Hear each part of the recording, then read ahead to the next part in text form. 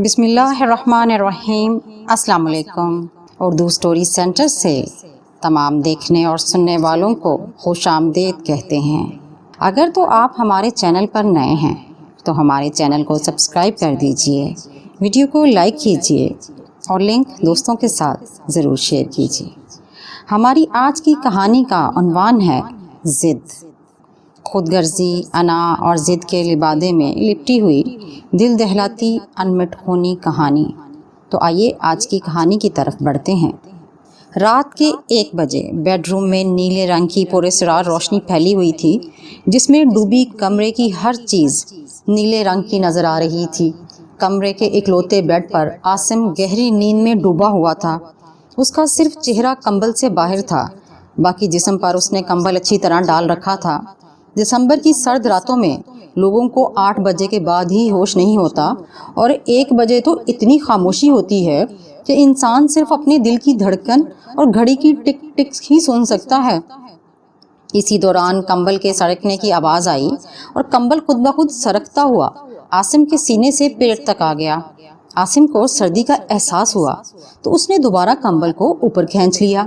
کوئی 10 منٹ بعد ایک بار پھر کمبل خود بخود سرکنے لگا۔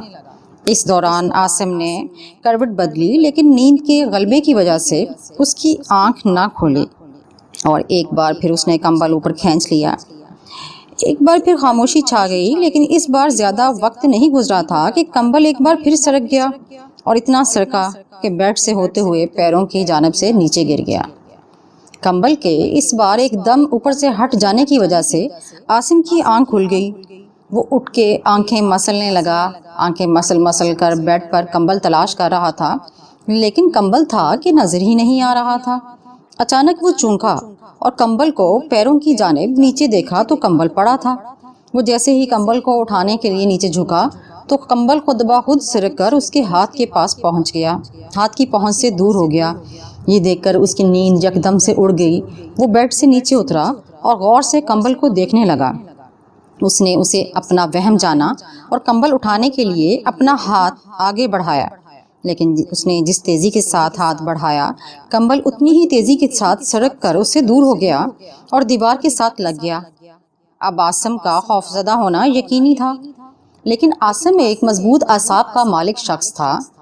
اس نے ایک بار پھر ہمت کر کے کمبل کی طرف ہاتھ بڑھائے تو اچانک کمبل دیوار پر چڑھ گیا اور عاصم کی آنکھیں جیسے دیوار کے ساتھ چپک گئیں۔ وہ محو حیرت بن گیا۔ اس نے ایک بار پھر کمبل کو پکڑنے کی کوشش کی، لیکن کمبل دیوار پر سے ہوتا ہوا چھت پر جا چپکا تو عاصم کا جسم سردی ہونے کے باوجود شدت خوف کی وجہ سے پسینے سے شرابور ہو گیا تھا۔ پھر وہ آہستہ آہستہ قدم اٹھاتا عین چھت کے اس حصے کے نیچے آیا جہاں اوپر کمبل چپکا پڑا تھا۔ وہ سر اٹھا کے کمبل کو غور سے دیکھ ہی رہا تھا کہ اچانک جیسے کمبل میں سے جان نکل گئی ہو اور وہ اڑتا ہوا اس پر آن گرا، تو اسے محسوس ہوا کہ یکدم اسے بہت سے ہاتھوں نے پکڑ لیا ہو۔ اس نے کمبل اپنے اوپر سے الگ کرنے کی کوشش کی، لیکن اس کی جدوجہد بیکار ثابت ہوئی۔ کمبل تھا کہ اس پر سے الگ ہونے کا نام ہی نہیں لے رہا تھا۔ مارے خوف کے اب اس کا برا حال ہو گیا۔ آواز تھی کہ جیسے منہ سے نکل ہی نہیں رہی تھی۔ اچانک اسے لگا کہ اسے کسی نے زور سے دھکا دیا ہو، اور ساتھ ہی وہ زوردار انداز میں دیوار کے ساتھ جا ٹکرایا تو لگا کہ اس کا جوڑ اپنی جگہ سے ہل کر رہ گیا۔ وہ ابھی سنبھل ہی نہیں پایا تھا کہ اس کے جسم کو ایک اور زوردار جھٹکا لگا اور گویا اڑتا ہوا ڈریسنگ ٹیبل سے جا ٹکرایا، تو اس کے ٹکرانے کی وجہ سے ڈریسنگ ٹیبل کا شیشہ چکنا چور ہو گیا۔ ساتھ ہی وہ زمین پر آن گرا۔ چوٹیں اتنی شدید تھیں کہ اس کا سر شدت سے چکرانے لگا۔ اتنے میں دروازے پر زوردار دستک ہوئی۔ عاصم، دروازہ کھولو۔ اس نے اپنے ڈیڈی کی آواز سنی، لیکن اسے یوں محسوس ہوا جیسے آواز کسی گہرے کنویں سے آ رہی ہو۔ ناصر، جلدی دروازہ کھولو، ڈیڈی کی گرجدار آواز سنائی دی۔ تو عاصم نے اٹھنے کی کوشش کی، لیکن کمبل نے اسے ایسے جکڑ رکھا تھا کہ نہ تو وہ اٹھ سکتا تھا اور نہ ہی بولنے کے قابل تھا۔ صاحب، دروازہ کھل نہیں رہا، ایک ملازم کی آواز آئی۔ تو کھڑے میرا منہ کیا دیکھ رہے ہو، توڑ دو، ڈیڈی نے غصے سے کہا، اور آخری آواز جو عاصم نے سنی وہ دروازہ توڑنے کی تھی۔ اس کے ساتھ ہی اس کا دماغ اندھیرے میں ڈوبتا چلا گیا۔ پھر جب اس کی آنکھ کھلی تو وہ کسی اور کمرے میں لیٹا ہوا تھا۔ وہ ابھی اسی سوچ میں ڈوبا ہوا تھا کہ وہ کہاں پر ہے کہ اچانک اسے احساس ہوا کہ کمبل ابھی بھی اس کے اوپر ہے، تو اس کے ساتھ ہی اس کے حلق سے بے اختیار چیخ نکل گئی اور ساتھ ہی اس نے کمبل اتار کر دور پھینک دیا۔ بینچ پر بیٹھی اس کی والدہ فوراً اٹھی۔ کیا ہوا بیٹا؟ کیوں چیخ رہے ہو؟ اتنے میں دروازہ کھولا اور اس کے ڈیڈی نواز صاحب اندر داخل ہوئے۔ کیا جاہلوں کی طرح شور مچا رکھا ہے؟ انہوں نے آتے ہی غصہ کیا۔ وہ ڈیڈی، وہ کمبل مجھ پر سے اتر نہیں رہا تھا، عاصم نے کامتی ہوئی آواز میں کہا۔ کیا کہا؟ میں سمجھا نہیں۔ نواز صاحب نے اسے گھورا۔ وہ کمبل، وہ اس سے آگے وہ کچھ نہ بول پایا۔ اس کا جسم بری طرح کانپ رہا تھا اور وہ کسی چھوٹے بچے کی مانند اپنی والدہ سے لپٹا ہوا تھا۔ کیا کمبل لگا رکھا ہے؟ سمجھاؤ اسے بیگم، اس عمر میں بھی صاحب کا بچپنا نہیں گیا، تمہارے لاڈ پیار نے بگاڑ کر رکھ دیا ہے اس کو، خاندان بھر میں تماشا بنا دیا ہے، نواز صاحب نے غصے سے کہا اور باہر نکل گئے۔ اتنے میں عاصم کو اندازہ ہو گیا کہ وہ کسی ہسپتال کے کمرے میں ہے اور بیڈ کے ساتھ کھڑے سٹینڈ پر موجود ڈرپ کی خالی بوتل اس بات کی گواہ تھی کہ وہ اسے بے ہوشی کے دوران ڈرپ بھی لگ چکی تھی۔ دیوار پر لگی گھڑی پر دن کے 9 بجے تھے۔ کیا ہوا تھا بیٹا رات کو؟ اس کی والدہ نے شفقت سے اس کے سر پر ہاتھ پھیر کر کہا تو عاصم نے ڈرتے ڈرتے رات کا سارا واقعہ بتا دیا اور والدہ نے اسے بتایا کہ کتنی مشکل سے انہوں نے دروازہ توڑ کر اسے باہر نکالا۔ ڈریسنگ ٹیبل کا شیشہ ٹوٹا ہوا تھا اور وہ فرش پر بے ہوش پڑا تھا، لیکن چونکا دینے والی بات یہ تھی کہ کمبل تو بیڈ پر ہی پڑا تھا۔ امی آپ یقین کریں کہ کمبل میرے اوپر تھا اور اسے میں اتار ہی نہیں پا رہا تھا۔ ہاں بیٹا ایسا ہی ہوا ہوگا، اس کی امی نے اس کے بالوں میں انگلیاں پھیرتے ہوئے اسے بہلانے والے انداز میں کہا اور وہ ماں کی آغوش میں پڑے کمبل کو دیکھتا رہا۔ عاصم یونیورسٹی کا اسٹوڈنٹ تھا، وہ اچھی شکل و صورت کا مالک تھا، اس لیے اس کے گرد اس کے دوستوں کا ہجوم رہتا تھا۔ اس کے ڈیڈی نواز صاحب ایک فرم میں ایک اونچی پوسٹ پر تھے، اس لیے وہ مالی طور پر خوشحال تھے۔ اس کی ایک بہن تھی جو اس سے بڑی تھی، اس کی شادی ہو چکی تھی اور وہ اپنے شوہر کے ساتھ بیرون ملک مقیم تھی۔ اس واقعے کو چھوتے روز وہ یونیورسٹی کی کینٹین میں بیٹھا ہوا تھا کہ اس کے گرد اس کے دوست بیٹھے تھے، وہ اس کی خیریت دریافت کر رہے تھے۔ اس نے دوستوں کو یہ بتایا کہ اس کی بائک پھسل گئی تھی، اس لیے گرنے کی وجہ سے اسے شدید چوٹیں آئی تھیں۔ وہ خود اس واقعے کو وہم سمجھ کر جھٹک چکا تھا۔ وہ سب سے ہنس کر باتیں کر رہا تھا کہ اس کی نظر کچھ فاصلے پر موجود کھانے کے ٹیبل کے ساتھ بیٹھے گلتیب پر پڑی۔ وہ کسی لڑکی کے ساتھ محو گفتگو تھی۔ عاصم کے دیکھنے پر اس نے بھی عاصم کی طرف دیکھا تو اس کے ہونٹوں پر حسین مسکراہٹ نمودار ہو گئی۔ عاصم کو اس کی نظر اپنے جسم میں چبھتی ہوئی محسوس ہوئی اور اسے اس کی مسکراہٹ بھی اچھی نہ لگی۔ اس کے چہرے پر ناگواری کے احساس کو محسوس کرتے ہوئے کلدیپ کی ہونٹوں کی مسکراہٹ اور گہری ہو گئی۔ کلدیپ یونیورسٹی کی خوبصورت چہروں میں سے ایک چہرے کا نام تھا۔ اگر یہ کہا جائے تو زیادہ مناسب ہوگا کہ کلدیپ یونیورسٹی میں سب سے زیادہ حسین لڑکی تھی، لیکن پتہ نہیں کیوں عاصم اس کے لیے اپنے ذہن میں کبھی بھی مثبت خیال نہ رکھ سکا تھا۔ شاید اس کی وجہ یہی رہی ہوگی کہ اسے کسی اور سے محبت تھی، اور وہ کوئی انجان نہیں، اس کی اپنی کزن آسیہ تھی جو اس کے دل کی ملکہ تھی۔ آسیہ بھی عاصم سے بے پناہ محبت کرتی تھی۔ سامنے سے تیکھے نقوش رکھنے والی آسیہ اس کے لیے دنیا کی حسین ترین لڑکی تھی، ورنہ حقیقت میں وہ کلدیپ کے مقابلے میں کچھ بھی نہیں تھی۔ لیکن دل کی یہ باتیں کب سمجھ میں آتی ہیں۔ عاصم نے یہ بات بھی نوٹ کی تھی کہ کلدیپ جب بھی آسیہ سے اور اسے اکٹھا دیکھتی تو اس کے ماتھے پر شکنیں پڑ جاتی تھیں، لیکن پھر وہ اس بات کو اپنا وہم سمجھ کر ٹال دیتا تھا۔ پھر ایک دن جب وہ لائبریری گیا تو اس وقت وہاں چند گنتی کے نوجوان بیٹھے تھے۔ انگریزی ادب میں دلچسپی رکھنے کی بنا پر اس کا مہینے میں ایک آدھ چکر ضرور لگتا تھا لائبریری کا۔ وہ جب بھی بور ہوتا تو یہاں چلا آتا تھا۔ وہ ایک ناول پڑھنے میں مگن تھا کہ اچانک کسی لڑکی کی آواز سنائی دی، اگر آپ برا نہ منائیں تو کیا میں یہاں بیٹھ سکتی ہوں؟ عاصم نے سر اٹھا کر دیکھا تو سامنے کلدیپ کو اس کے قاتلانہ مسکراہٹ کے ساتھ کھڑے پایا۔ ہلکے بلیو کلر کے کاٹن کے سوٹ میں اس کا حسن کچھ اور زیادہ غضب ڈھا رہا تھا۔ جی بیٹھیے، عاصم نے بڑی مشکل سے کہا۔ وہ کلدیپ سے ہمیشہ نظریں ملاتے وقت کنفیوز ہو جایا کرتا تھا۔ کیا آپ کو ہماری مداخلت بری تو نہیں لگی؟ کلدیپ نے مسکرا کر کہا۔ نہیں تو آپ سے کس نے کہا؟ عاصم کو یوں لگا جیسے کلدیپ نے اس کی چوری پکڑ لی ہو۔ آپ کی خوبصورت آنکھیں چیخ چیخ کر کہہ رہی ہیں کہ آپ کو ہمارا یہاں بیٹھنا برا لگا ہے۔ کلدیپ نے کچھ اس طرح سے کہا کہ عاصم نظریں چرا کر رہ گیا۔ کیوں بھاگتے ہیں ہم سے؟ کیا ہماری شکل ڈراؤنی ہے یا پھر اس ڈر سے بھاگتے ہیں کہ ہمارے پاس آ کے آپ اپنا کچھ کھو نہ دیں؟ کلدیپ نے بددستور اس کی آنکھوں میں دیکھتے ہوئے کہا تو عاصم کو اس کی باتیں عجیب سی لگیں۔ دیکھیں، میں آپ کی کسی بھی بات کو سمجھ نہیں پا رہا۔ عاصم کو اس کی بات بھی اچھی نہیں لگ رہی تھی، کیونکہ جس انداز میں کلدیپ اس سے باتیں کر رہی تھی اس کے نزدیک کوئی بھی شریف لڑکی اس قسم کی گفتگو نہیں کر سکتی۔ شاید آپ مجھ سے محبت نہیں کرتے، یا شاید آپ مجھ سے بات کرتے ہوئے ڈرتے ہیں، کلدیپ نے کہا۔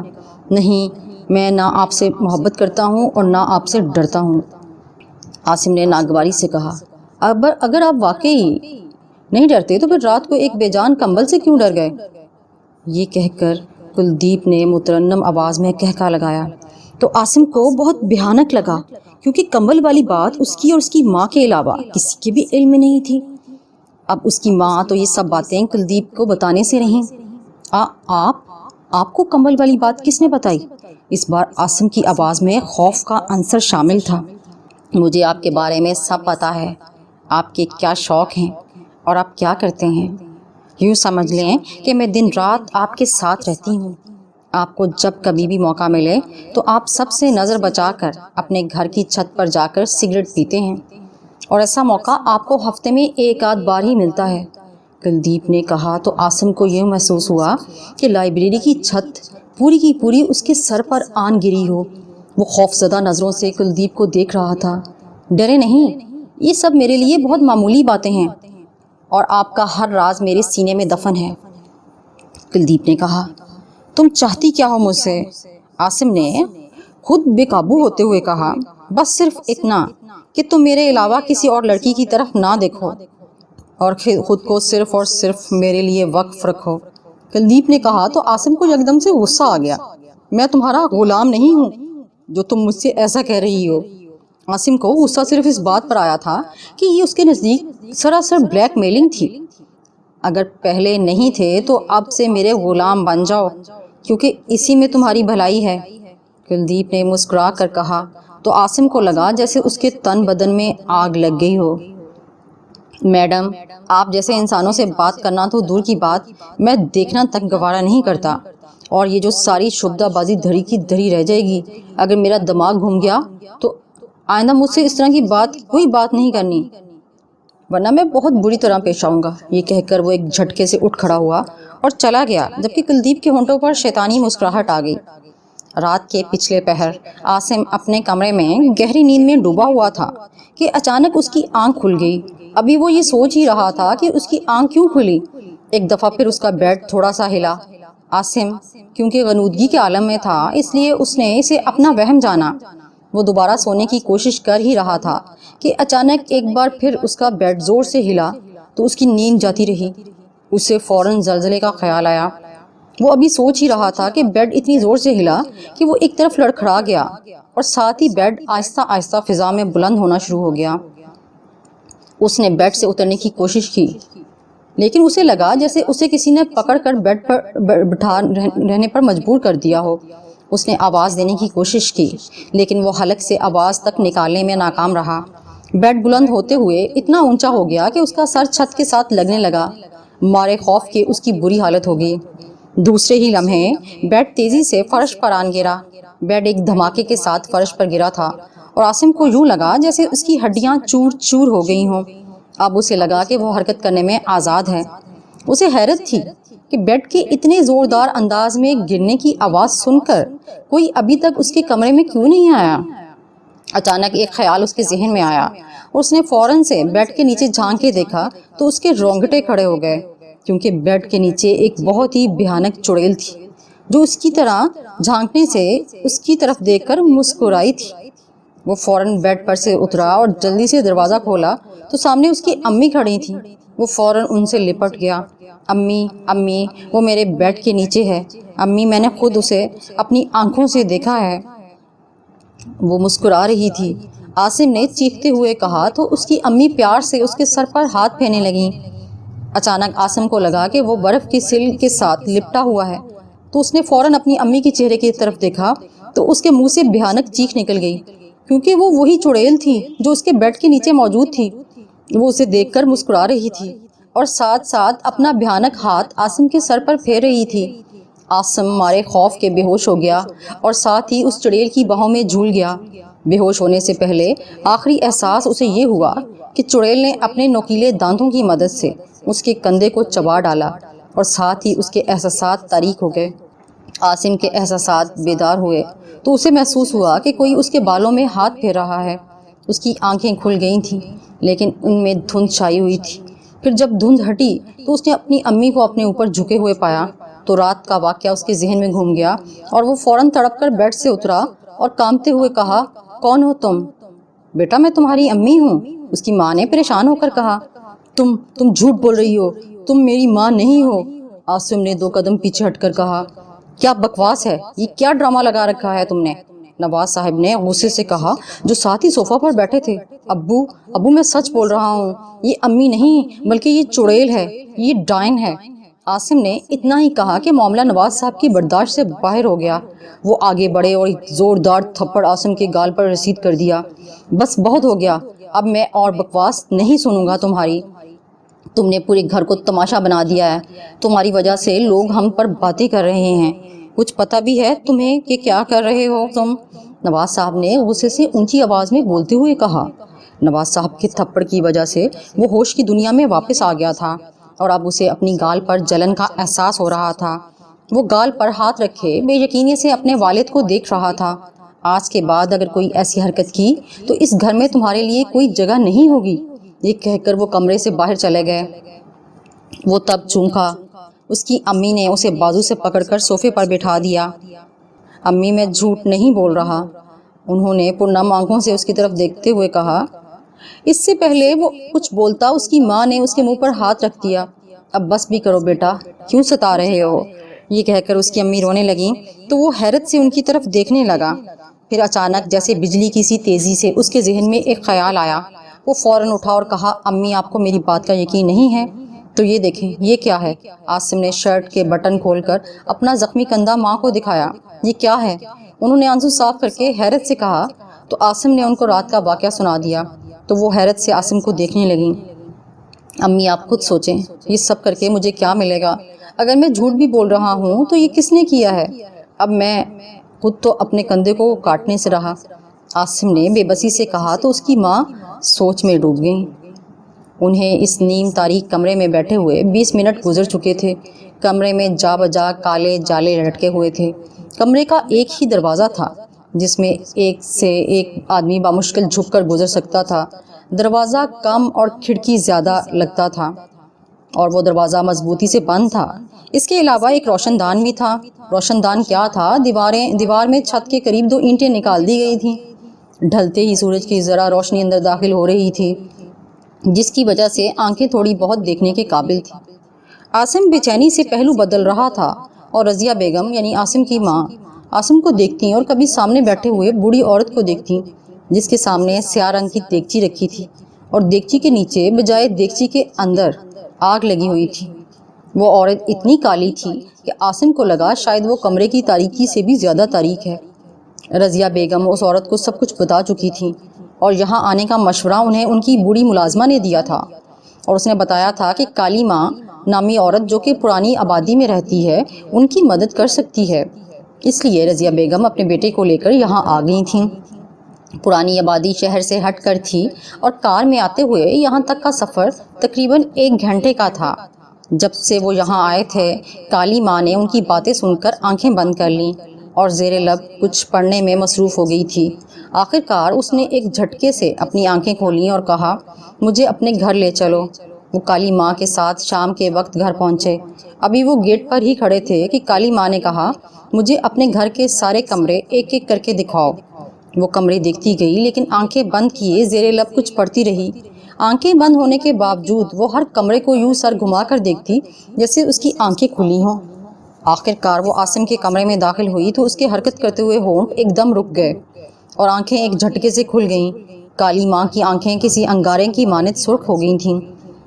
وہ مسلسل اس کو گھور گھور کر دیکھنے لگی جیسے زندگی میں پہلی بار دیکھا ہو۔ رضیہ بیگم نے کچھ بولنے کے لیے کوشش کی لیکن کالی ماں نے ہاتھ کے اشارے سے انہیں خاموش رہنے کا اشارہ کیا۔ کچھ بولنے کی ضرورت نہیں ہے، جو ہے وہ کمرے کی دیواریں خود بتا رہی ہیں۔ اس کمرے میں کسی شیطان کا بسیرا ہے، کوئی انسان بھلا یہاں کیسے رہ سکتا ہے، اور یہ بہت بری خبر ہے۔ پھر کالی ماں یکدم سے عاصم کی طرف گھومی اور کہا، کیا تم یہاں سوتے ہو تو تمہیں یہ محسوس ہوتا ہے کہ کوئی تمہیں دیکھ رہا ہے؟ کسی کے نہ ہونے کے باوجود بھی کسی کے ہونے کا احساس ہوتا ہے؟ ہاں ہاں، ایسا میں نے اکثر محسوس کیا ہے، عاصم نے تیز لہجے میں کہا۔ یہ کوئی اچھی خبر نہیں ہے، اور جو کوئی بھی ہے لافانی اور لامتناہی طاقتوں کا مالک ہے، اور اس سے الجھنا اپنے آپ کو برباد کرنے کے برابر ہے۔ کالی ماں نے کمزور لہجے میں کہا۔ کالی ماں، آپ تو بہت بڑی ہستی ہیں، کوئی حل تو ہوگا اس مسئلے کا، رضیہ بیگم نے پریشان ہو کر کہا۔ ہاں، آج سے پہلے میں خود کو بڑا سمجھتی تھی، لیکن آج پتہ چلا ہے کہ سفلی کی دنیا کی کتنی چھوٹی چیز ہوں، اور جو کوئی بھی ہے اس کا واحد حصول آپ کا بیٹا ہے، اور جو اس کی راہ میں آئے گا وہ اسے ہمیشہ ہمیشہ کے لیے فنا کر کے رکھ دے گا۔ کالی ماں نے چھت کو گھورتے ہوئے کہا۔ اس سے پہلے کہ رضیہ بیگم یا عاصم کو آواز سنائی دیتی، نواز صاحب کی آواز سنائی دی۔ کیا ہو رہا ہے یہاں؟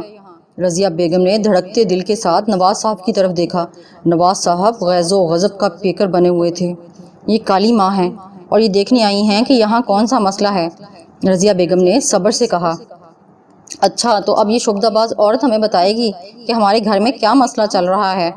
بیٹا تو خیر ہے ہی پاگل، اب اس کے پاگل پن میں تم بھی اس کا ساتھ دینے لگی ہو، نواز صاحب نے غصے سے کہا۔ پاگل یہ نہیں نواز صاحب، پاگل تو آپ ہیں، سب کچھ آپ کے سامنے ہے اور پھر بھی آپ انجان بنے ہوئے ہیں۔ لیکن آپ نہیں جانتے کہ یہ سب بھی آپ کی اس دنیا کی ایک تلخ حقیقت ہے جسے آپ سیکولر بنے زیادہ دیر تک ٹال نہیں سکتے، کالی ماں نے تلخ لہجے میں کہا اور کمرے سے باہر چلے گئی۔ رضیہ بیگم اسے روکنے کے لیے دوڑیں، لیکن وہ گیٹ کراس کر کے باہر جا چکی تھی۔ رضیہ بیگم غصے سے واپس آئیں تو نواز صاحب صوفے پر سر پکڑے بیٹھے تھے۔ آپ دفتری معاملات میں اتنا کھو گئے ہیں کہ آپ کو پتہ ہی نہیں کہ گھر میں کیا ہو رہا ہے۔ خدا کے لیے ہوش کے ناخن لیں، ایسا نہ ہو کہ جس اولاد کے لیے آپ پر دن رات پیسہ کمانے کی دھن سوار ہے وہی نہ رہے، رضیہ بیگم نے غصے سے بولتے ہوئے کہا تو نواز صاحب نے سر اٹھا کے انہیں دیکھا۔ شور کرنے کی ضرورت نہیں ہے، آرام سے بیٹھ کے بتاؤ مجھے کہ کیا مسئلہ ہے۔ تو رضیہ بیگم نے انہیں تسلسل کے ساتھ سارے واقعات سنا دیے۔ ساری باتیں نواز صاحب سن کر کسی گہری سوچ میں ڈوب گئے۔ تو تمہیں لگتا ہے کہ ان واقعات کا اس کلدیپ نامی لڑکی سے کوئی نہ کوئی تعلق ہے، نواز صاحب نے کہا، لیکن وہ ایسا کیوں کر رہی ہے؟ اس کی تمہارے نزدیک کوئی خاص وجہ؟ نواز صاحب نے بیٹے کی طرف سوالیہ انداز میں دیکھتے ہوئے کہا، وہ چاہتی ہے کہ میں اس میں دلچسپی لوں۔ کیا مطلب دلچسپی لوں؟ نواز صاحب نے حیرت سے کہا۔ وہ چاہتی ہے کہ میں بھی اس سے محبت کا اقرار کروں، عاصم نے سر جھکائے دھیرے سے کہا۔ تو کیا وہ خوبصورت نہیں جو تمہیں اس میں دلچسپی نہیں؟ نواز صاحب نے شوق انداز میں مسکراتے ہوئے کہا۔ نہیں، وہ بہت خوبصورت ہے، لیکن وہ مجھے کچھ خاص نہیں لگتی، عاصم نے بیزاری سے کہا۔ آپ اس کی کیوں وکالت کر رہے ہیں؟ رضیہ بیگم نے غصے سے نواز صاحب سے کہا۔ دیکھو بیگم، میں تو ہر خوبصورت عورت کی وکالت کرتا ہوں، تمہیں تو یاد ہوگا، نواز صاحب نے بدستور شوق لہجے میں کہا۔ ہاں، اچھی طرح یاد ہے، پورے محلے کی لڑکیاں آپ کی آوارہ گردی کے چرچے تھے، یہ تو ہمارے نصیب کچھ ایسے تھے کہ آپ کی محبت میں گرفتار ہو گئے، رضیہ بیگم نے منہ بنا کر کہا۔ تو نواز صاحب شرمندہ سی ہنس کر کہنے لگے، کچھ خیال کرو بیگم، جوان بیٹا سامنے بیٹھا ہے، کیا سوچے گا؟ نواز صاحب نے کچھ اس انداز میں کہا کہ رضیہ بیگم بھی ہنس پڑیں۔ ان دونوں کو ہنستا دیکھ کر عاصم بھی اپنی پریشانی بھول کر ہنسنے لگا۔ رات کو عاصم اپنے کمرے کے بجائے اپنی ماں کے ساتھ ان کے کمرے میں سویا تھا۔ رات آرام سے کٹی اور صبح یونیورسٹی میں وہ آسیہ کے ساتھ اکیلا بیٹھا محو گفتگو تھا۔ صبح کی نیم گرم دھوپ جسم کو ایک الگ طرح کا سرور بخش رہی تھی۔ وہ آنکھیں بند کیے دھوپ کا مزہ لے رہا تھا اور آسیہ اس سے باتیں کیے جا رہی تھی۔ وہ اور ہاں نہ میں اس کی باتوں کا جواب دے رہا تھا۔ اس نے ابھی اپنا یہ مسئلہ آسیہ کے ساتھ ڈسکس نہیں کیا تھا، کیونکہ اگر وہ اسے کچھ بتا دیتا تو وہ بیچاری خام خواہ پریشان ہو جاتی۔ عاصم، آؤ کلاس میں چلتے ہیں، لیکچر شروع ہو گیا ہے۔ ہاں جاتے ہیں، عاصم نے بدستور آنکھیں بند کیے جواب دیا۔ عاصم اٹھو نا، آسیہ نے اسے جھنجھوڑا۔ تم جاؤ میں آتا ہوں، عاصم نے دھوپ کا مزہ لیتے ہوئے کہا۔ اوکے، پھر جلدی آنا، یہ کہہ کر آسیہ نے اپنی کتابیں اٹھائیں اور چلے گئی۔ کوئی 1 منٹ ہی گزرا ہوگا کہ اس نے آنکھیں کھولیں اور اٹھنے کی کوشش کی، لیکن پیچھے سے کسی نے سختی سے اس کے کندھے پر ہاتھ رکھا۔ اور اس ہاتھ کے دباؤ کی وجہ سے وہ اٹھ نہ سکا۔ اس نے غصے سے مڑ کر دیکھا تو سامنے کلدیپ کو اپنی تمام تر حشر سامانیوں سمیت کھڑے پایا۔ تم کہیں نہیں جا رہے، آرام سے یہیں بیٹھو، کلدیپ نے خلاف معمول سنجیدگی سے کہا۔ یہ کون سا طریقہ ہے کسی سے بات کرنے کا؟ عاصم نے غصے سے کہا اور اٹھ کھڑا ہوا۔ میں آرام سے بات کر رہی ہوں، تم خواہ خواہ غصہ دکھا رہے ہو، کلدیپ نے بددستور سنجیدگی سے کہا۔ اس وقت عاصم کو وہ زہر لگ رہی تھی۔ میں ایک عورت ہونے کی وجہ سے تمہاری عزت کر رہا ہوں، ورنہ ایسی باتوں کا جواب دینا مجھے خوب آتا ہے، عاصم نے جل کے کہا اور جانے کے لیے مڑا۔ میں نے شاید تمہیں جانے کی اجازت نہیں دی ہے، تو کیا اب مجھے جانے کے لیے تم سے اجازت لینا ہوگی؟ عاصم نے دانت پیستے ہوئے کہا۔ تو کلدیپ کی پیشانی پر بل پڑ گئے۔ عاصم نے جانے کے لیے جیسے ہی قدم آگے بڑھایا تو کلدیپ نے آگے بڑھ کر اس کا ہاتھ تھام لیا۔ میرا ہاتھ چھوڑو، اگر نہ چھوڑوں تو؟ میں نے کہا میرا ہاتھ چھوڑو، عاصم نے غصہ ضبط کرتے ہوئے کہا۔ ابھی میں نے بات نہیں کی اور میری بات سنے بنا آپ کو یہاں سے ہلنے تک کی اجازت نہیں ہے۔ کلدیپ نے فکرہ جیسے ہی مکمل کیا تو عاصم نے ہاتھ چھڑانے کے لیے ایک زور کا جھٹکا اپنے بازو کو دیا، لیکن اس کے پورے بازو میں درد کی شدید لہر اٹھی۔ اسے یوں محسوس ہوا کہ اس کا ہاتھ کسی آہنی شکنجے میں جکڑا ہوا ہے۔ وہ اپنا ہاتھ چھڑانے میں ناکام رہا تھا۔ عاصم ورزشی جسم کا مالک تھا۔ اس نے جس انداز میں ہاتھ چھڑانے کے لیے جھٹکا مارا تھا، اس حساب سے کلدیپ کو منہ کے بل گرنا چاہیے تھا، لیکن وہ اپنی جگہ مضبوطی سے کھڑی تھی۔ البتہ عاصم کو اپنا بازو پکڑنا پڑ گیا، کیونکہ بازو میں ناقابل برداشت درد ہو رہا تھا۔ کتنے افسوس کی بات ہے، مرد ہو کے بھی اپنا ہاتھ ایک عورت سے نہیں چھڑا پا رہے، کلدیپ نے طنزیہ انداز میں کہا تو وہ خون کے گھونٹ پی کے رہ گیا۔ بس بہت ہو گیا، اب میرا ہاتھ۔ عاصم نے اتنا ہی کہا تھا کہ کلدیپ نے ایک زوردار جھٹکا اس کی کلائی کو دیا تو بہت ضبط کرنے کے باوجود اس کے منہ سے ہلکی سی چیخ نکل گئی اور وہ گھٹنوں کے بل گرا۔ دیکھو، میں تم سے تمہاری سوچ سے بھی زیادہ محبت کرتی ہوں، اور میرے جیتے جی تم کسی اور کا خیال تک نہ سوچنا، کیونکہ یہی تمہارے لیے بہتر ہے، کیونکہ تمہیں اندازہ نہیں کہ میں تمہارے ساتھ کیا کر سکتی ہوں۔ اب کھڑے ہو جاؤ، کلدیپ نے غراق کے تہمکانہ انداز میں کہا تو وہ کھڑا ہو گیا، لیکن کلدیپ نے اس کا ہاتھ اب بھی تھام رکھا تھا۔ عاصم اس کی طرف خوفزدہ انداز میں اس طرح دیکھ رہا تھا جیسے وہ انسان نہیں کوئی بھوت ہو۔ اچانک آسیہ اپنا پرس جھٹکتی ہوئی وہاں آ پہنچی۔ عاصم، تم نے میرا پین تو نہیں دیکھا؟ آسیہ نے اوپر دیکھے بنا کہا۔ جب اس کی نظر ان دونوں پر پڑی تو وہ حیرت سے کلدیپ کو عاصم کا ہاتھ تھامے دیکھ رہی تھی۔ آسیہ کی نظر پڑتے ہی کلدیپ نے مسکرا کے عاصم کا ہاتھ چھوڑ دیا تو عاصم اپنی کلائی مسلنے لگا۔ کیسی ہو آسیہ؟ کلدیپ نے مسکرا کر کہا اور ہاتھ آگے بڑھا دیا تو آسیہ نے بھی حیرانگی کے ساتھ ان دونوں کو دیکھتے ہوئے کلدیپ سے ہاتھ ملایا۔ پھر عاصم نے بجلی کی سی تیزی کے ساتھ آسیہ کا بازو تھاما اور اسے کھینچتے ہوئے وہاں سے لے کر کینٹین کی طرف لے جانے لگا۔ عاصم، کیا کر رہے ہو؟ چھوڑو میرا بازو، درد ہو رہا ہے، آسیہ نے تلخی سے کہا تو عاصم نے اس کا بازو چھوڑ دیا اور اسے لے کر کینٹین میں آ گیا۔ مجھے تو پین نہیں مل رہا تھا، میں وہ ڈھونڈنے واپس آئی تھی، لیکن کلدیپ وہاں کیوں کھڑی تھی اور اس نے تمہارا ہاتھ کیوں تھام رکھا تھا؟ آسیہ نے فکرمند لہجے میں کہا تو اس کا شک دور کرنے کے لیے عاصم نے اس کے شروع سے آخر تک ساری بات سنا دی تو آسیہ پریشانی کے عالم میں اسے دیکھنے لگی۔ عاصم 2 دن سے اپنی امی کے ساتھ ان کے کمرے میں سو رہا تھا۔ نواز صاحب کو کیونکہ رات گئے تک دفتر کا کام کرنا ہوتا تھا، اس لیے وہ ساتھ والے کمرے میں سو جاتے تھے تاکہ ان کی وجہ سے کسی اور کی نیند خراب نہ ہو۔ جبکہ عاصم کو پیاس محسوس ہوئی تو وہ اٹھ کے پانی پینے کے لیے جاگا۔ اسی دوران گیلری میں اسے کسی کی سرگوشی کی آواز سنائی دی۔ وہ دبے پاؤں چلتا ہوا دروازے پر پہنچا اور دروازہ باہر کی طرف جھانکنے لگا، لیکن باہر کچھ بھی نہیں تھا۔ اس نے اچانک ایک دفعہ پھر کسی کے قدموں کی آواز سنائی دی تو وہ کمرے میں گیا اور امی کو جگایا اور ہڑبڑا کر اٹھ بیٹھی۔ کیا بات ہے بیٹا؟ امی، وہ چھت پر کسی کے دوڑنے کی آواز سنائی دی ہے، عاصم نے خوف کے مارے رک رک کر کہا تو رضیہ بیگم نے بھی کان لگائے۔ ہاں، آواز تو واقعی میں آ رہی ہے، 1 منٹ میں تمہارے ابا کو جگاتی ہوں، رضیہ بیگم نے پریشان ہو کر کہا اور نواز صاحب کے کمرے میں جا کے انہیں اٹھایا۔ کیا بات ہے بیگم؟ انہوں نے غنودگی کے عالم میں کہا اور انہیں اوپر چھت پر کسی کے دوڑنے کی آواز آ رہی ہے، رضیہ بیگم نے کہا تو نواز صاحب فوراً اٹھ بیٹھے اور پھر کچھ سوچ کر میز کی دراز سے پسٹل نکالا یہ کس لیے؟ رضیہ بیگم نے حیران ہو کر پوچھا۔ بیگم، اب چھت پر کسی کے دوڑنے کی آواز آ رہی ہے تو لازمی بات ہے کوئی چوری ہوگا، نواز صاحب نے کہا اور باہر آ گئے اور دبے پاؤں سیڑھیوں پر چڑھنے لگے۔ ان کے پیچھے رضیہ بیگم اور عاصم بھی سہمے ہوئے انداز میں آگے بڑھنے لگے۔ چھت پر اندھیرا چھایا ہوا تھا۔ نواز صاحب نے آگے بڑھ کر لائٹ آن کی تو انہوں نے دیکھا کہ ان کی ملازمہ جو ہمیشہ سے سر پر دوپٹہ اچھی طرح اوڑھ کر رکھتی تھی، ننگے سر، بال بکھرائے، چھت پر آلتی پالتی مارے بیٹھی تھی اور اس کا چہرہ دوسری طرف تھا اور کمر ان کی طرف تھی۔ وہ کچھ اس طرح سے آگے پیچھے ہل رہی تھی جیسے کچھ پڑھ رہی ہو۔ ملازمہ کو دیکھ کر نواز صاحب کو کا تنا ہوا ریوالور والا ہاتھ نیچے جھک گیا۔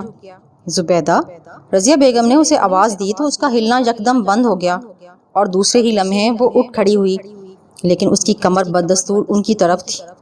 زبیدہ، کیا بات ہے؟ نواز صاحب نے 2 قدم آگے بڑھ کر کہا تو زبیدہ نے ان کی طرف اپنے چہرے کا رخ پھیر لیا۔ جیسے ہی ان کی نظر زبیدہ کے چہرے پر پڑی تو رضیہ بیگم اور عاصم کے منہ سے بے اختیار چیخیں نکل گئیں۔ زبیدہ کے چہرے پر زخموں کے لمبے لمبے نشان تھے، آنکھیں سفید رنگ کی تھیں۔ نواز صاحب بھی منہ پھاڑے اس کی طرف دیکھ رہے تھے۔ بہت برا کیا ہے اس نے، تمہیں میرے خلاف مشورہ دے کر۔ اس نے مننا ہی ہے، لیکن اگر اس نے میرا کہا نہ مانا تو اس کا انجام اس سے بھی بھیانک ہوگا۔ زبیدہ نے عاصم کی طرف انگلی کا اشارہ کر کے کہا، پھر کہکہا لگاتی ہوئی دوڑ پڑی اور چھت پر سے چھلانگ لگا دی۔ وہ جیسے ہی نیچے گری اس کا سر کیاری کی اینٹوں پر جا لگا اور اس کا سر کسی تربوز کی طرح پھٹ گیا۔ وہ تینوں حواس باختہ ہو کے نیچے دوڑے، لیکن ان کے آنے تک زبیدہ کے زندہ رہنے کا سوال ہی پیدا نہیں ہوتا تھا۔ عاصم خوف کے مارے کمرے کی طرف بھاگا۔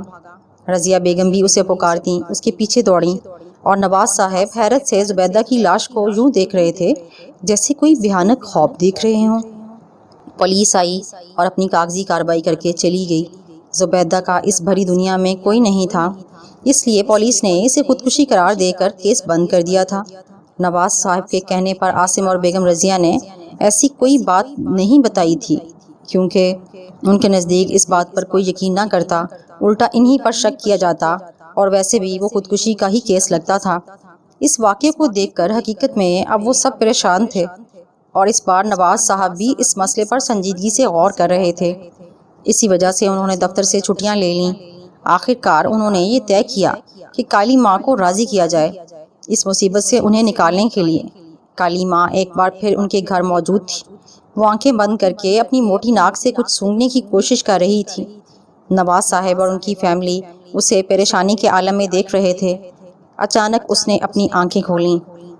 یہ سب وہ اس لڑکے کو حاصل کرنے کے لیے کر رہا ہے، اس کے علاوہ اس کا اور کوئی مقصد نہیں۔ اس نے عاصم کی طرف اشارہ کر کے کہا تو رضیہ بیگم نے بے اختیار عاصم کو اپنی باہوں میں لے لیا۔ کون ہے جو یہ سب کر رہا ہے؟ کون یہ سب کر رہا ہے؟ نواز صاحب نے پریشان ہو کر کہا، ایک شیطان ہے جو اس کا حصول چاہتا ہے، اور ایسا سب وہ اس وقت تک کرتا رہے گا جب تک وہ اسے پا نہیں لیتا۔ کالی ماں نے کہا، لیکن کوئی اسے پانے کے لیے اتنا بےتاب کیوں ہے؟ کیا بگاڑا ہے میرے بیٹے نے کسی کا؟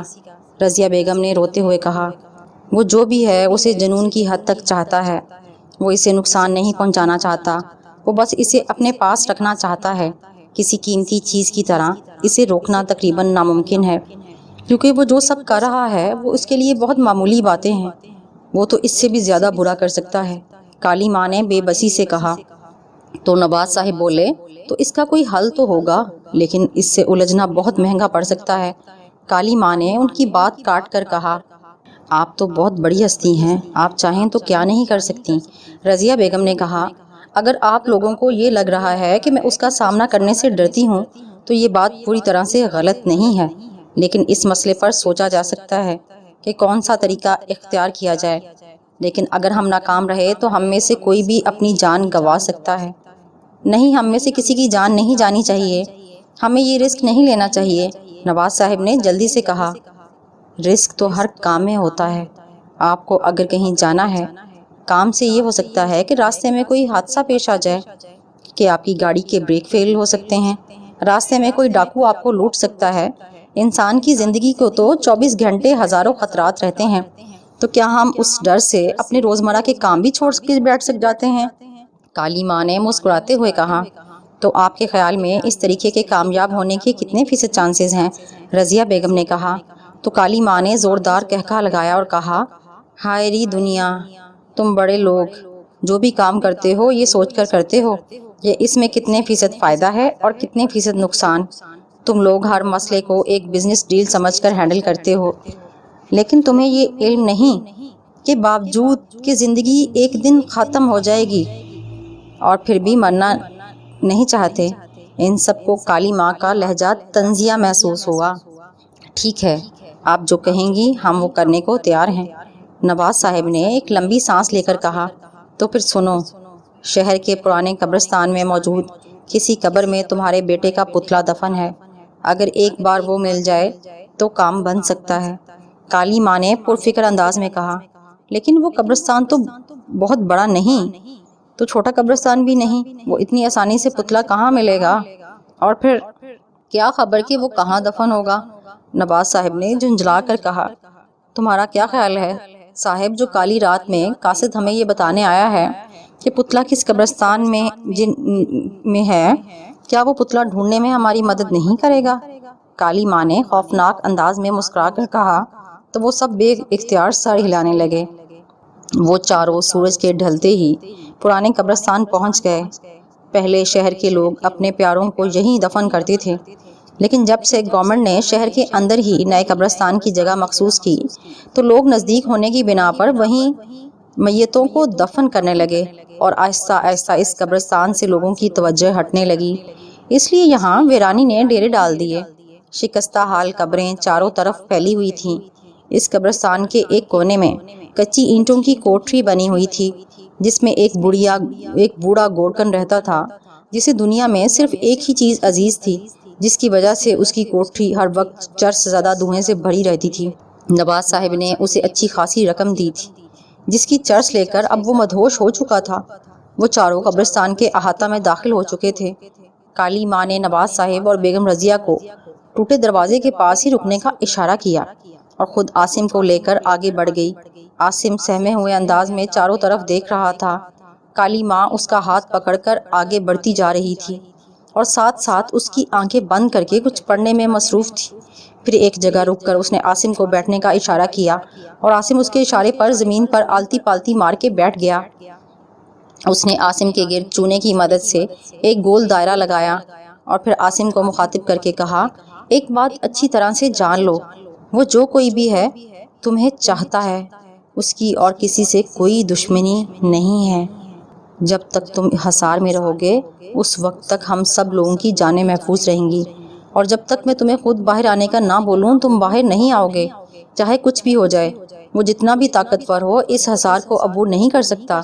یہ کہہ کر کالی ماں نے کدال اٹھائی اور عاصم سے 8-9 فٹ کے فاصلے پر موجود قبر پر جیسے ہی کدال ماری، یکدم پورے قبرستان کے درختوں سے پرندے چیختے ہوئے اڑ گئے۔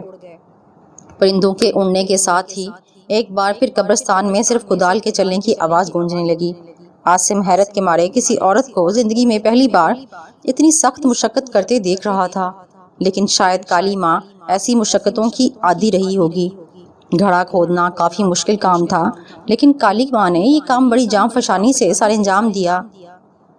لگ بھگ 1.5 گھنٹے بعد کالی ماں نے کدال ایک طرف رکھی اور جھک کے گھڑے سے کچھ نکالا تو عاصم نے دیکھا کہ کالی ماں کے ہاتھ میں کالے کپڑے میں لپٹی کوئی چیز تھی۔ جب اس نے کپڑا ہٹایا تو وہ ایک کپڑے کا بنا ہوا 1 فٹ لمبا پتلا تھا۔ عاصم آنکھیں پھاڑ پھاڑ کر اسے دیکھنے میں مصروف تھا۔ کالی ماں نے ایک زوردار تھپڑ پتلے کے منہ پر مارا اور کہا، بکر مت کر، اٹھ اور بتا تجھے کس نے یہ گندا کام سونپا ہے۔ لیکن پتلا ویسے کا ویسا رہا۔ کالی ماں نے ایک اور تھپڑ پتلے کے منہ پر مارا اور چیخ کر کہا، اب بھی نہ بولا تو جلا کر راکھ کر دوں گی۔ عاصم کو لگا جیسے وہ پاگل ہو گئی ہے، بھلا بے جان پتلا بھی کچھ بھی بول سکتا ہے۔ لیکن دفعتاً پتلے میں حرکت پیدا ہوئی اور اس نے کہا، جاؤ بھاگ جاؤ، اس سے مت ٹکراؤ، اس نے تم جیسے ہزاروں کو راکھ کر کے رکھ دیا۔ یہ لڑکا اسے پسند آ گیا ہے اور وہ اپنی پسند اپنے پاس رکھنے کا عادی ہے۔ پھر ٹھیک ہے، میں بھی تو دیکھوں تم اور کتنا پانی میں ہو۔ کالی ماں نے اس آدھا زمین میں گاڑ کر اس کے سامنے آلتی پالتی مار کر بیٹھ گئی اور زور زور سے منتر پڑھنے لگی۔ आसिम खौफ के मारे ये सारी कार्रवाई देखने में मसरूफ था। कुछ ही देर बाद पुतले ने तड़पना शुरू कर दिया। काली माँ और जोर से मंत्र पढ़ने लगी। काफी देर तड़पने के बाद पुतले ने आखिरकार चीखना चिल्लाना शुरू कर दिया। उसकी करबनाक चीखों ने आसिम के रोंगटे खड़े कर दिए। अब बोल, क्या ख्याल है तेरा? काली माँ ने घुर्रा कर कहा। कुलदीप नाम है मेरी मालकन का, पुतले ने खौफनाक अंदाज में सिसकते हुए कहा। ठीक है, मैं तुम्हें उसके पास वापस लौटा रही हूँ, और जो तूने इस लड़के के साथ किया वही इसके साथ करना। ये कहकर काली माँ ने उस पर फूंक मार दी तो उस पुतले के मुंह से गराहट निकली और साथ ही एकदम वो फजा में बुलंद हुआ तो आसिम की सिट्टी गुम हो गई। उसके एसाब शल हो गए। उसने जैसे ही पुतले को गायब होते देखा तो फौरन उठ खड़ा हुआ। काली माँ ने उसे हाथ के इशारे से रोकने की कोशिश की, लेकिन उस वक्त आसिम कदम बाहर रख चुका था और उसने जैसे कदम बाहर रखा चूने की लकीर गायब हो गई और साथ ही काली माँ के हलक से जोरदार चीख निकली। आसिम ने देखा एक लंबा खंजर काली माँ के पेट से बाहर आ गया था। किसी ने उसकी पुश्त पर खंजर से वार किया था। काली माँ जैसे जमीन पर गिरी तो आसिम ने देखा वही पुतला मुंह में उंगली दबाए हंस रहा था। आसिम ने नीचे गिरी काली माँ की तरफ देखा। वो अपनी आखिरी सांसें ले रही थी और हाथ से ऐसा इशारा कर रही थी जैसे कह रही हो भाग जाओ यहाँ से। आसिम को जैसे होश आ गया। वो फौरन घर की तरफ भागा, लेकिन जल्दी में वो रास्ता भूल गया, इसलिए उसे अब कब्रों के ऊपर से फलांगना पड़ रहा था। उसे अपने पीछे पुतले के हंसने की आवाज़ें सुनाई दे रही थीं। सामने ही गेट था। उसे भागते देखकर नवाज साहब और नवजिया बेगम भी उसकी तरफ दौड़ते हुए गए कि क्या हुआ? उसने काली माँ को मार दिया है, आसिम ने हाँफते हुए कहा। नवाज साहब ने जल्दी से कार का दरवाज़ा खोला और रज़िया बेगम और आसिम अंदर बैठ गए। खुद उन्होंने ड्राइविंग सीट संभाल ली। आधे घंटे का सफ़र उन्होंने 15 मिनट में तय किया। रज़िया बेगम इस दौरान मुसलसल दरूद शरीफ का वर्द कर रही थीं। नवाज साहब की पेशानी भी पसीने से तर थी। उन्होंने आते ही तमाम मुलाजमों को हॉल में तलब किया और उनको पूरी रात जाग कर पहरा देने को कहा। इन तीनों में से रात को किसी को नींद ना आई, बस ऐसे में लेटे लेटे रात गुजारी। मुलाजिम उनके गिर्द खड़े जागते रहे। बकिया रात खामोशी से गुजर गई। सुबह ही सुबह नवाज साहब ने फ़ोन पर बहुत से राब्ते किए। रज़िया बेगम और आसिम चुपचाप उन्हें राब्ता करती देख रहे थे। आखिर थक हार कर उन्होंने कहा, मैंने अपने दोस्त एसएसपी रेहान को कह दिया है, वो यूनिवर्सिटी से उस लड़की का पता लेकर उसे गिरफ्तार कर लेगा। बहुत तमाशा हो गया, अब मैं और बर्दाश्त नहीं करूँगा। तो गिरफ्तार करने से क्या होगा? रज़िया बेगम ने हैरत से कहा। रेहान बहुत ज़हीन आदमी है, वो कोई ना कोई ऐसा सबूत ढूंढेगा जिससे उस लड़की का असल चेहरा दुनिया के सामने आ जाएगा। नवाज साहब ने दांत पीस कर कहा। कोई 1 घंटे बाद नवाज के सेल पर कॉल आई तो उन्होंने रिसीव की। एसएसपी रेहान की थी। नवाज साहब, आई एम वेरी सॉरी, इस लड़की पर इतनी आसानी से हाथ नहीं डाला जा सकता। क्या मतलब इस पर हाथ नहीं डाला जा सकता? क्या अब कानून भी इतना लाचार हो गया है? नवाज साहब ने तंजिया अंदाज में कहा। मैं आपके गुस्से को समझ सकता हूँ। मैंने आपके ही कहने पर उस लड़की का पता कराया। वो तो मुल्क के मशहूर व मारूफ बिजनेसमैन वहीद सिद्दीकी की इकलौती बेटी निकली। क्या क्या कह रहे हो? वहीद सिद्दीकी की बेटी? कुलदीप, नवाज साहब ने मारे हैरत के कहा। जी हाँ, और ये बात कन्फर्म है। आपको तो पता है उनके ताल्लुकात कितने वसी हैं। रेहान ने बेबसी से कहा। ठीक है, आपने जो किया उसके लिए आपका शुक्रिया, नवाज साहब ने कहा और थके थके अंदाज में रिसीवर रख दिया। वो चेहरे से कुछ परेशान लग रहे थे। क्या बात है, आप बहुत ज़्यादा परेशान लग रहे हैं, रज़िया बेगम ने परेशान होकर कहा।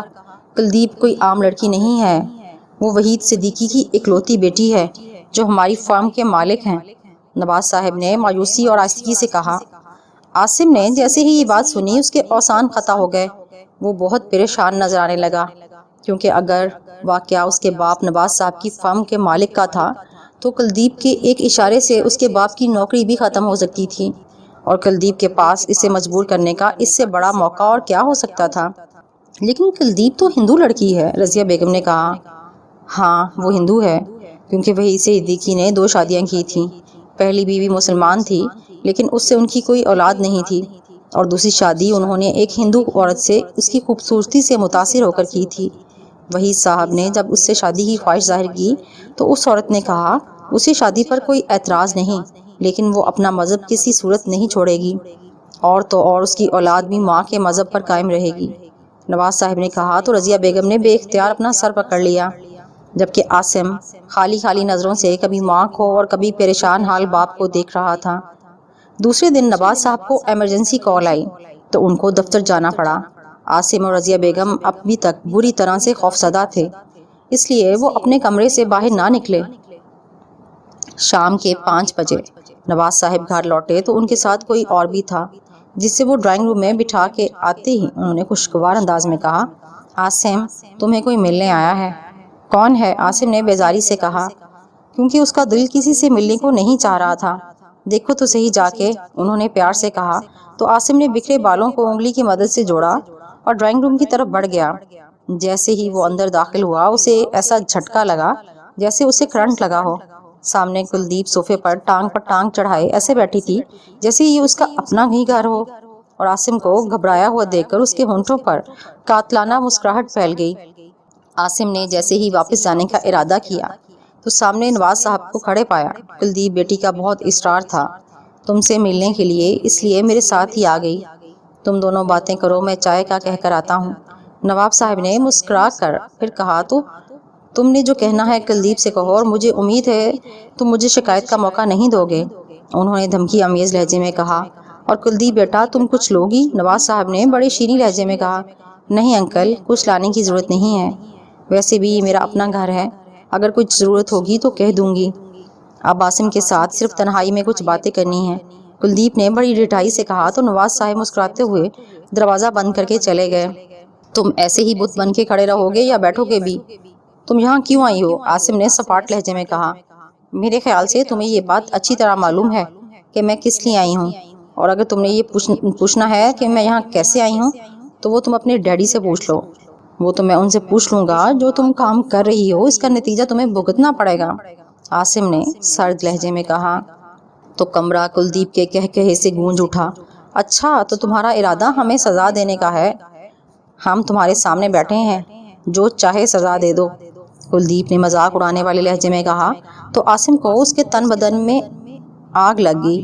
پھر وہ بولا، تمہارا انجام بہت عبرتناک ہوگا، تمہارا وہ حشر کروں گا کہ اپنا چہرہ بھی نہیں پہچان سکو گی۔ یہ سنتے ہی کلدیپ کا چہرہ مارے غصے سے سرخ ہو گیا۔ میں تمہیں چاہتی ضرور ہوں، لیکن تمہیں اپنی توہین کرنے کی اجازت ہرگز نہیں دوں گی، کلدیپ نے غصے سے کہا۔ جان کی 2 کوڑی کی بھی عزت نہ ہو جن کی اس کی صرف توہین ہی کی جا سکتی ہے، عاصم نے حقارت سے کہا تو دفتن اس کے گال پر زوردار تھپڑ پڑا، جس کی شدت سے اس کا چہرہ دوسری طرف گھوم گیا۔ اس نے حیرت سے کلدیپ کی طرف دیکھا، وہ اب بھی اپنی جگہ پر بیٹھی تھی۔ عاصم نے خوفزدہ نظروں سے ادھر ادھر دیکھا، لیکن اسے تھپڑ مارنے والا کہیں نظر نہ آیا تو وہ اور زیادہ سہم گیا۔ کلدیپ کے چہرے پر شیطانی مسکراہٹ دوڑ گئی، وہ اٹھی اور آہستہ آہستہ چلتی اس کے پاس آئی۔ عاصم کے دل میں فوراً خیال آیا کہ بھاگ جائے، لیکن اسے ایسا محسوس ہوا جیسے زمین نے اس کے پاؤں جکڑ لیے ہوں۔ کلدیپ نے اپنا منہ اس کے کان کے قریب کر کے کہا، مجھے نہیں پتا میں تم سے محبت کرتی بھی ہوں یا نہیں، البتہ اتنا ضرور ہے کہ اب تم میری ضد بن گئے ہو، تمہیں حاصل کیے بنا نہیں چھوڑوں گی۔ اگر تم کسی اور سے محبت کرتے ہو تو اسے بھول جاؤ اور دل میں صرف اور صرف میرا خیال بسا لو، اسی میں تمہاری بھلائی ہے۔ ویسے بھی بہت جلد ہماری شادی ہونے والی ہے، کیونکہ میں نے تمہارے ڈیڈی کو اس بات پر راضی کر لیا ہے۔ یہ کہہ کر کلدیپ دوبارہ اپنی جگہ پر جا بیٹھی۔ وہ کون ہوتے ہیں؟ ویسے بھی میں کوئی بچہ نہیں ہوں کہ کوئی مجھ پر اپنا حکم جمائے، عاصم نے جھنجھلا کر کہا۔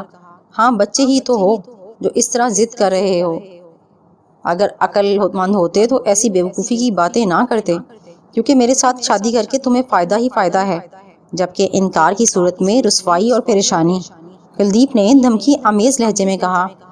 اتنے میں دروازہ کھلا اور نواز صاحب اندر آئے۔ انکل میں چلتی ہوں، کلدیپ نے کہا اور اٹھ کھڑی ہوئی۔ کیوں بیٹا اتنی جلدی؟ نواز صاحب نے کہا۔ ہاں بس عاصم کا حال احوال پوچھنا تھا تو پوچھ لیا، کلدیپ نے خوشگوار انداز میں کہا۔ اوکے میں چھوڑ دیتا ہوں تمہیں گھر پر۔ نہیں میں نے ڈرائیور کو کال کر دی ہے، وہ باہر آیا ہوا ہے۔ یہ کہہ کر اس نے عاصم کی طرف مسافہ کے لیے ہاتھ آگے بڑھایا، لیکن عاصم نے اس کے ہاتھ کو نظر انداز کر دیا تو کلدیپ نے خود ہی اس کے ہاتھ کو تھام لیا۔ عاصم کے ہاتھ آگے نہ بڑھانے پر نواز صاحب کے ماتھے پر لکیریں نمودار ہو گئیں۔ نواز صاحب کلدیپ کو گیٹ تک چھوڑنے گئے تو عاصم باہر لان میں بیٹھی رضیہ بیگم کے پاس آیا، جو خود حیران تھی کہ نواز صاحب کلدیپ کو گھر لے کر کیوں آئے۔ عاصم نے ان سے کچھ کہنے کا ارادہ کیا تھا کہ نواز صاحب تیز قدموں سے چلتے ہوئے ان کے پاس آئے اور بولے، یہ کیا بدتمیزی ہے؟ کیا گھر آئے مہمان سے ایسا سلوک کرتے ہیں؟ ڈیڈی آپ کو پتہ نہیں اس نے ہمارے ساتھ کیا کیا ہے؟ عاصم نے حیران ہو کر کہا، اس نے جو کیا وہ بھول جاؤ اور اب اس کے ساتھ اچھے سلوک سے پیش آؤ، کیونکہ میں نے اسے اپنی بہو بنانے کا فیصلہ کر لیا ہے۔ نواز صاحب نے نظریں چراتے ہوئے کہا تو رضیہ بیگم اور عاصم کے منہ کھلے کے کھلے رہ گئے۔ یہ کیا کہہ رہے ہیں؟ کچھ اندازہ ہے آپ کو؟ رضیہ بیگم نے حیرانگی سے کہا۔ ہاں مجھے پتا ہے کہ میں کیا کر رہا ہوں، اور جو میں کر رہا ہوں ٹھیک کر رہا ہوں۔ کیا برائی ہے اس لڑکی میں؟ پڑھی لکھی ہے، خوبصورت ہے، اور سب سے بڑھ کر امیر باپ کی اکلوتی وارث ہے، اس باپ کا جس کا بزنس نہ صرف ملک میں بلکہ بیرون ملک بھی پھیلا ہوا ہے۔ نواز صاحب نے کہا، تو کیا ہوا اگر وہ مالدار ہے؟ تو کیا اسے اختیار ہے کہ وہ جو چاہے کرتی پھرے؟ اسی وجہ سے 2 انسانوں کا خون ہوا ہے۔ رضیہ بیگم نے غصے سے کہا، گزری باتوں کو بھول جاؤ، اب ذرا سوچو بیگم، اگر تمہارے بیٹے کی شادی کلدیپ سے ہو جائے تو کتنا فائدہ ہو۔ تمہارے بیٹے کے عشق میں وہ پاگل ہو چکی ہے، اور میرے خیال میں اس سے بڑا چانس اور نہیں ہو سکتا۔ قدرت نے کتنا حسین موقع دیا ہے ہمیں۔ نواز صاحب کے لہجے میں لالچ کا عنصر تھا۔ واہ بھئی واہ، نواز صاحب اپنے آپ بیٹے کو دولت کی مول بیچو گے؟ یہ معلوم ہوتے ہی ہوئے کہ وہ آسیہ خاموش ہو گئی۔ نواز صاحب نے ان کی بات کاٹ کر غصے سے کہا، مجھے پتا ہے آسیہ میرے مرحوم بھائی کی اکلوتی نشانی ہے، اور میں نے اسے تب سے پالا ہے جب وہ 2 سال کی تھی اور بھائی کا ایکسیڈنٹ ہو گیا تھا جس میں وہ بچ نہ سکا۔ اس کے بعد سے میں نے ماں اور بیٹی کی ذمہ داری اپنے سر لے لی اور اسے پالا بڑا کیا، پڑھایا لکھایا، دنیا کی ہر سہولت دی۔ کیا میرا یہ احسان کم ہے ان ماں بیٹی پر؟ اور اب تم کہتی ہو کہ میں اپنی بیٹی کی شادی آسیہ سے کر دوں؟ میں ایسا نہیں کروں گا، اور اگر میں اس کی شادی آسیہ سے کر بھی دوں تو نہیں پتا مجھے اپنی نوکری سے ہاتھ دھونے پڑ جائیں۔ اور جس گھر میں تم اور تمہارا یہ لاڈا رہتا ہے، یہ گھر میں نے بینک سے بھاری لون لے کر تعمیر کیا ہے۔ اگر بینک کا لون ادا نہ کیا تو گھر ضبط ہو جائے گا۔ یہ عشق کا بھوت اس وقت ختم ہو جائے گا جب کھانے کو کھانا اور پہننے کو کپڑا نہ ہوگا۔ نہیں ڈیڈی، میں کسی بھی حالت میں اس ڈائن سے شادی نہیں کروں گا۔ عاصم نے غصے کو ضبط کرتے ہوئے کہا، تو پھر ٹھیک ہے، تمہیں میرے گھر میں رہنے کا بھی کوئی حق نہیں، کیونکہ اس گھر میں وہی رہے گا جو میرا حکم مانے گا۔ اور بیگم تم بھی سن لو، اگر تمہارے لاڈلے بیٹے نے میری بات نہ مانی تو مجھے تمہاری بھی اس گھر میں کوئی ضرورت نہیں۔ تم بھی اس کے ساتھ چلی جانا، اور ہاں جاتے ہوئے طلاق کے پیپر لینا مت بھولنا۔ نواز صاحب نے غصے سے کہا، اور ان دونوں کو ہکا بکا چھوڑ کر چلے گئے۔ اس بات کو 1 ماہ گزر گیا۔ عاصم نے اس دن کے بعد چپ سادھ لی۔ رضیہ بیگم بھی بالکل خاموش ہو گئیں۔ کلدیپ نے اب اور زیادہ ان کے گھر آنا جانا شروع کر دیا۔ جب بھی آتی عاصم کے لیے کوئی نہ کوئی گفٹ ضرور لاتی تھی، جو عاصم چپ چاپ لے لیتا تھا۔ دوبارہ اس نے کلدیپ سے کوئی بحث نہیں کی تھی، اور نہ ہی اس دن کے بعد کوئی پراسرار واقعہ نمودار ہوا۔ اس نے یونیورسٹی جانا ترک کر دیا تھا، اس لیے آسیہ کے ساتھ بھی اس کا کوئی رابطہ نہ ہو سکا، اور نہ ہی آسیہ نے خود اس سے کوئی رابطہ کیا۔ تو عاصم سمجھ گیا کہ نواز صاحب نے آسیہ کو اس سے دور رہنے کو کہا ہوگا۔ ادھر وحید صدیقی نے بھی رشتے کے لیے آمادگی ظاہر کر دی، اور کلدیپ کے کہنے پر شادی سادگی سے کرنے پر تیار ہو گئے۔ شادی کلدیپ کے ہی اصرار پر جلدی کرنے کی تیاریاں کر لی گئیں، اور اب شادی میں صرف 2 دن رہ گئے تھے کہ آسیہ کی کال آئی، اور اس نے صرف عاصم کو قریبی پارک میں ملنے کو کہا۔ تو جواب میں عاصم نے چپ چاپ ریسیور رکھ دیا۔ وہ سوچ رہا تھا کہ اب ملنے کا کیا فائدہ جب کچھ حاصل ہی نہ ہو۔ آسیہ نے شام 4 بجے نزدیکی پارک میں ملنے کو کہا تھا، لیکن وہ 5 بجے تک سوچتا رہا کہ جائے یا نہ جائے۔ آخر آہستہ آہستہ چلتے ہوئے وہ پارک تک پہنچ گیا۔ اندھیرا پھیلنے لگا تھا اور پرندے واپس اپنے گھروں کا رخ کر رہے تھے۔ ٹھنڈ ہونے کی وجہ سے والدین اپنے بچوں کو واپس بلا رہے تھے۔ پارک کے ایک سنسان کونے میں موجود بینچ پر آسیہ سر جھکائے بیٹھی تھی۔ آسیہ کو گہری سوچ میں ڈوبا دیکھ کر اس کے ہونٹوں پر مسکراہٹ آ گئی۔ اس نے آسیہ کے کندھے پر ہاتھ رکھنا چاہا، لیکن پھر کچھ سوچ کر یہ ارادہ ترک کر دیا، اور اس کے منہ سے بے اختیار نکلا، آسیہ۔ تو آسیہ نے سر اٹھا کے اس کی طرف دیکھا۔ کتنا درد تھا اس کی آنکھوں میں۔ وہ آنکھیں جو ہر وقت مسکرانے کی عادی تھیں، وہ اداس ہوں تو کتنی ویران سی لگتی ہیں، اس شہر کی طرح جس میں بسنے والوں نے اسے اکیلا چھوڑ کر کہیں اور کا رخ کر لیا ہو، اور وہ صرف حسرتوں کی تصویر بن کر رہ گیا ہو۔ غالباً میں لیٹ ہو گیا ہوں۔ ہمیشہ کی طرح آسیہ نے فکرہ مکمل کیا تو وہ مسکرا کر رہ گیا۔ کبھی کبھی انسان کتنا بے بس ہوتا ہے اپنی بات کے اظہار کے لیے اسے ہنسنا پڑتا ہے کہ لوگ سمجھیں وہ خوش ہے، اسے مسکرانا پڑتا ہے تاکہ دنیا کی نظروں میں وہ ایک زندہ انسان معلوم ہو۔ وہ آہستگی کے ساتھ بینچ پر بیٹھ گیا۔ خیر تو ہے، بہت اداس لگ رہے ہو، آسیہ نے آہستگی سے کہا، تو وہ اسے زخمی نظروں سے دیکھنے لگا۔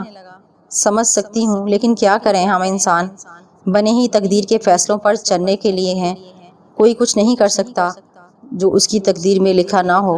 لیکن یہ مذاق ہمارے ہی ساتھ کیوں ہو رہا ہے؟ عاصم نے چہرے کو دونوں ہاتھوں سے چھپاتے ہوئے کہا، قدرت کے بعض فیصلے جو شروع میں ہمیں برے معلوم ہوتے ہیں، آگے چل کر ان کا فائدہ اگر ہمیں معلوم ہو جائے تو کچھ بھی برا نہ لگے۔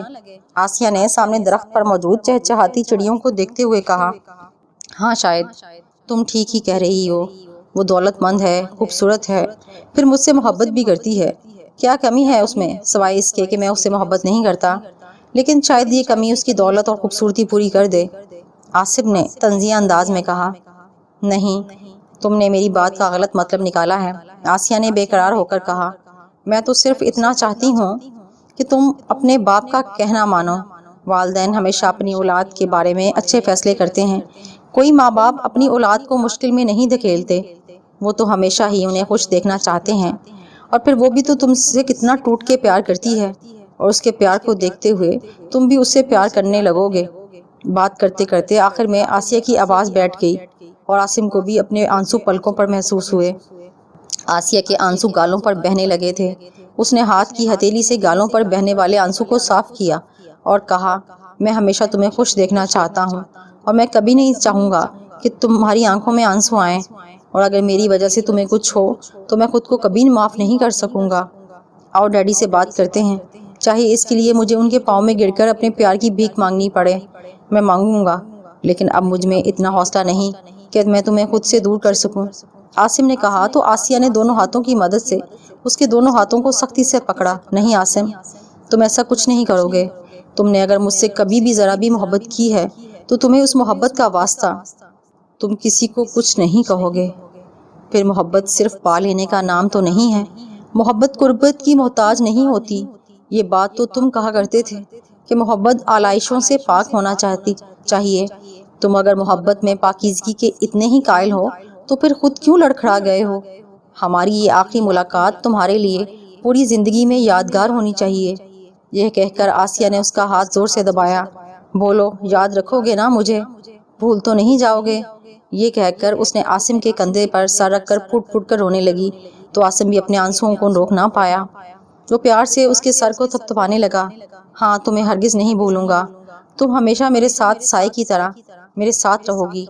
میں زندہ بھی تمہاری یاد کے ساتھ رہوں گا اور مروں گا بھی تمہاری یاد میں، تمہاری یاد امانت کی طرح میرے سینے میں رہے گی۔ عاصم نے کپ کپاتی ہوئی آواز میں کہا اور آسیہ کو ایک جھٹکے سے خود سے دور کر دیا اور تیز تیز قدم اٹھاتا ہوا پارک سے نکل گیا۔ وہ حیرت سے اسے جاتا دیکھ رہی تھی۔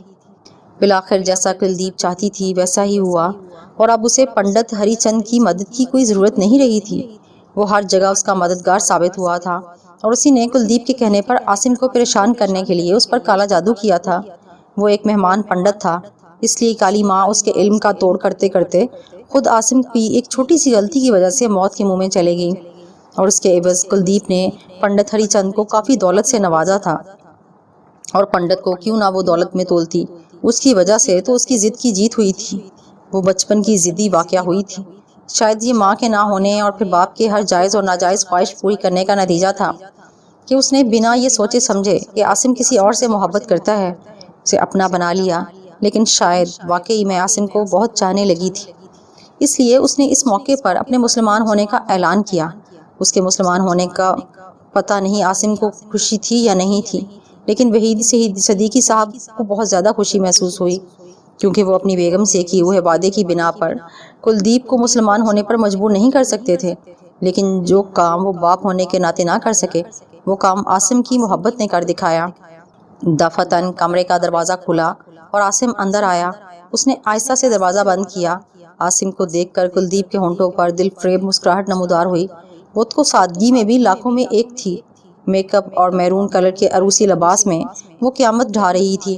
عاصم لڑکھڑاتی چال چلتا اس کے پاس آن کھڑا ہوا۔ کلدیپ نے نظر اٹھا کے عاصم کو دیکھا تو وہ اسے بہت لاغر سا محسوس ہوا۔ پھر وہ آرام سے بیڈ پر بیٹھ گیا تو کلدیپ کی مسکراہٹ اور گہری ہو گئی۔ مجھے یہ نہیں پتا کہ جیت کس کی ہوئی، تمہاری یا میری، لیکن مجھے اتنا ضرور پتا ہے کہ جو ہوا وہ نہیں ہونا چاہیے تھا۔ آسیہ کی دل کی بستی اجاڑ کر تم کیسے اس پر اپنی تمناؤں کا شہر بسا سکتی ہو؟ اگر چاہو بھی تو ایسا کبھی نہیں کر پاؤ گی، کیونکہ وہ شہر، وہ گھر کبھی آباد نہیں ہو سکتے جو کسی کی حسرتوں کے خون کر کے تعمیر کیے جائیں۔ عاصم نے کمزور آواز میں کہا، آج سے یہ سب باتیں بھول جاؤ، آج سے ہم نئی اور خوشحال زندگی کا آغاز کرنے والے ہیں۔ کلدیپ نے اس کا ہاتھ اپنے ہاتھوں سے تھامتے ہوئے کہا تو عاصم کے ہونٹوں پر زخمی مسکراہٹ آ گئی۔ خوشحالی کا تو علم نہیں، لیکن نئی زندگی ضرور شروع کرنے جا رہا ہوں، اور وہ بھی اکیلے۔ عاصم نے باریک سی آواز میں کہا۔ اس کے ساتھ ہی وہ اپنا توازن برقرار نہ رکھ سکا اور بیڈ پر گر گیا۔ کلدیپ فوراً اسے اٹھانے کے لیے آگے بڑھی تو اسے عاصم کے ہاتھ میں کوئی چیز دبی ہوئی نظر آئی۔ اس نے اس کی مٹھی کھولنے کی کوشش کی تو اس نے اور زیادہ سختی سے اسے دبا لیا، لیکن کلدیپ نے جب زبردستی وہ مٹھی کھولی تو وہ نیند کی گولیوں کی شیشی کا ڈبہ تھا۔ شیشے میں اب صرف ایک گولی بچی تھی۔ کلدیپ منہ پھاڑے شیشی کو دیکھ رہی تھی، اور پھر اس نے عاصم کو دیکھا جس کی آنکھیں بند ہوتی جا رہی تھیں۔ یہ کیا کیا تم نے؟ کلدیپ نے اٹک اٹک کر کہا، اور عاصم کے خیال میں آخری احساس یہی ابھرا کہ وہ کال کر کے کسی ڈاکٹر کو چیخ چیخ کر بلا رہی تھی، اور ساتھ ہی عاصم کا ذہن تاریکی میں ڈوبتا چلا گیا۔